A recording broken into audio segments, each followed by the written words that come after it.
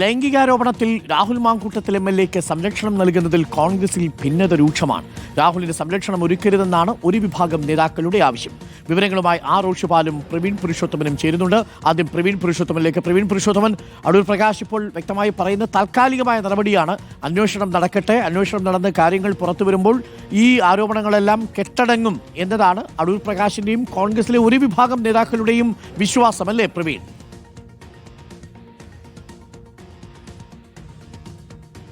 അതെ അരുൺ, നാം പ്രധാനമായും 3 വിഷയങ്ങളിലാണ് Adoor Prakash M P UDF കൺവീനറോട് ചോദിച്ചത്. ഒന്ന് KPCCയുടെ ഗൃഹസമ്പർക്ക പരിപാടി, 2 രാഹുൽ മാങ്കൂട്ടത്തിൽ MLA വിഷയം, മറ്റൊന്ന് ആഗോള അയ്യപ്പ സംഗമ വിഷയം. ഇതിൽ രാഹുൽ മാങ്കൂട്ടത്തിൽ MLAയുടെ വിഷയത്തിൽ UDF കൺവീനർ മറുപടി പറഞ്ഞത് ഇപ്പോൾ രാഹുൽ മാങ്കൂട്ടത്തിൽ MLAക്കെതിരെയുള്ള സസ്പെൻഷൻ നടപടി അത് താൽക്കാലികം മാത്രമാണ് എന്നുള്ളതാണ്.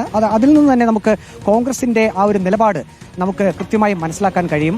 മറ്റൊന്ന്, രാഹുൽ മാങ്കൂട്ടത്തിൽ MLA നിയമസഭയിലേക്ക് വരുമ്പോൾ നിയമസഭയ്ക്കകത്ത് രാഹുൽ മാങ്കൂട്ടത്തിൽ MLAക്ക് സംരക്ഷണം നൽകേണ്ടതിന്റെ പൂർണ്ണ ഉത്തരവാദിത്തം നിയമസഭാ സ്പീക്കർക്കാണ് എന്ന് പറയുന്നു. 139 MLAമാർക്കുള്ള അതേ അവകാശം തന്നെ രാഹുൽ മാങ്കൂട്ടത്തിൽ MLAയ്ക്കും ഉണ്ട് എന്നാണ് UDF കൺവീനർ വ്യക്തമാക്കുന്നത്.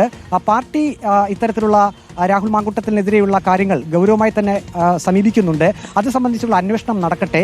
നിജസ്ഥിതി പുറത്തു വരുമ്പോൾ ഇപ്പോഴുള്ള പ്രശ്നങ്ങളെല്ലാം അത് കെട്ടടങ്ങും എന്ന ഒരു വിശ്വാസമാണ് UDF കൺവീനർ പ്രകടിപ്പിച്ചത്.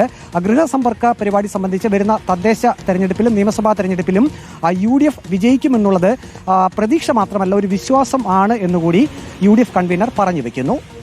ഓക്കെ, റോഷി കൂടി നമുക്കൊപ്പം ചേരുന്നുണ്ട്. റോഷി, ഇപ്പോൾ അടൂർ പ്രകാശിന്റെ പ്രതികരണം നമ്മൾ കേട്ടു.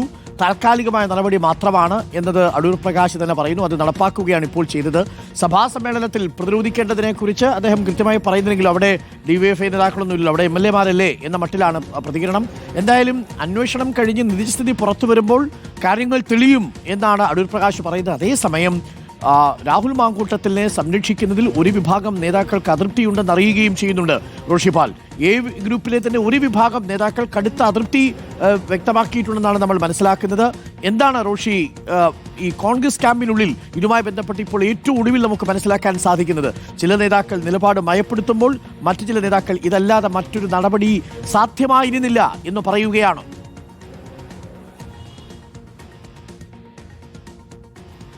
അരുൺകുമാർ, UDF കൺവീനർ കൂടി അടൂർ പ്രകാശ് വലിയ സംരക്ഷണമാണ് രാഹുൽ മാങ്കൂട്ടത്തിൽ തുടക്കം മുതൽ തന്നെ നൽകുന്നത്.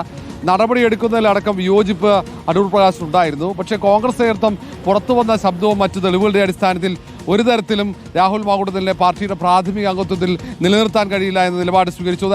അടൂർ പ്രകാശ് അടക്കമുള്ള പലരും പിൻവാങ്ങുകയായിരുന്നു. എന്നാൽ പോലും നടപടിയെടുത്ത് സസ്പെൻഷനിലായ രാഹുൽ മാങ്കൂട്ടത്തിന് പ്രതിരോധമൊരുക്കാൻ ഏറ്റവും മുന്നിലുള്ള കോൺഗ്രസിന്റെ മുതിർന്ന നേതാവ് കൂടിയാണ് അടൂർ പ്രകാശ്. ഏതായാലും അടൂർ പ്രകാശ് നിലപാടിൽ ഉറച്ചു നിൽക്കുമ്പോൾ തന്നെ മുൻവിധിയോടെയാണ് അടൂർ പ്രകാശിന് ഇന്നത്തെ പ്രതികരണം ഉണ്ടായിരിക്കുന്നത്. ഇപ്പോഴും KPCC നേതൃത്വം രാഹുൽ മാങ്കൂട്ടത്തിനെതിരെ ഉയർന്ന ലൈംഗികാരോപണത്തിൽ ഒരു അന്വേഷണവും പ്രഖ്യാപിച്ചില്ല. പക്ഷേ അന്വേഷണം നടത്തുമെന്ന് അടൂർ പ്രകാശ് പറയുന്നു. മാത്രവുമല്ല, അന്വേഷണം പൂർത്തിയായി കഴിഞ്ഞാൽ അതിൻ്റെ തെളിവുകളുടെ അടിസ്ഥാനത്തിൽ എല്ലാം കെട്ടടങ്ങുമെന്നാണ് പറയുന്നത്. അത് മുൻവിധി എന്ന് തന്നെ വിലയിരുത്തേണ്ടി വരും.